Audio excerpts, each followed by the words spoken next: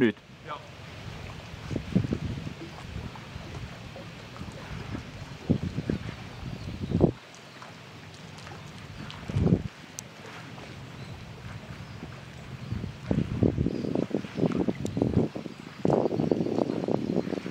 Ja sitten voi olla vielä ihan vaan perus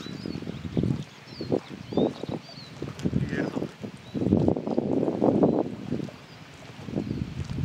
Jos haluaa eri päin jalat, tuntuu vähän erilaiselle tietenkin eri puolelta tärkeä tulee. Ja täältä jos ottaa ulalle, niin sit se on niinku tämän näköinen.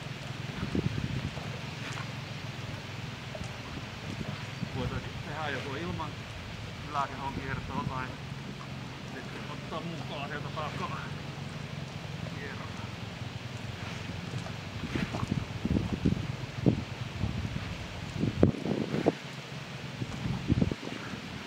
Saitko siitä?